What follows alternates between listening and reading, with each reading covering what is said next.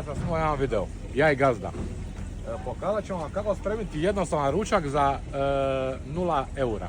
Znači bacimo jedan odmet pod rivu sa malo eške, prečekamo polu uru i jugor je pa 90% slučajeva na udicu.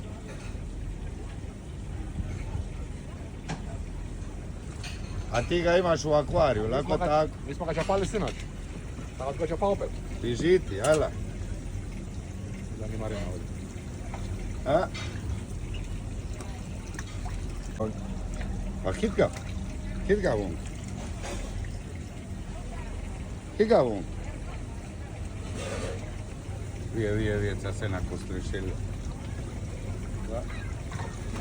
Opa! Mijo, co ovako? Upravo tako.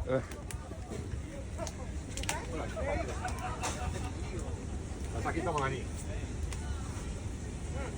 Evo ga, idemo. Ajde. Krećemo.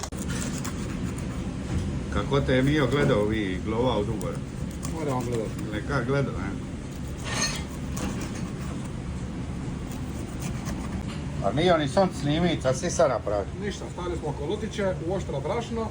Tamo čeka se ulje za grije i na naglo sprikamo i to će biti to.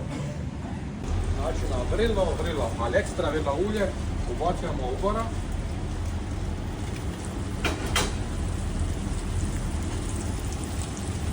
Bit friganice je da kosti skroz izgore i da poslije jedemo kao čip i čips.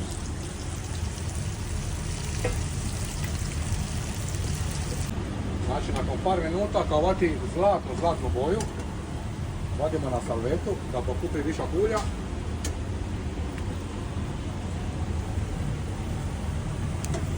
Pasti, ovo dobro izgleda. Čip i čips. Čip i čips od ugora. Točno. 0 eurića. Ajde euro, malo ulja. Euro radi ulja, malo brašna. Ala, sad ćemo i prova. Hoćemo malo krupne soli i idemo. Ja, top. Super. Vlado. Probaj. Čip i čips. Probaj, Nema slađa. Bolje od... Zdravije od čip i čipsa i kokica uz film. Dobro.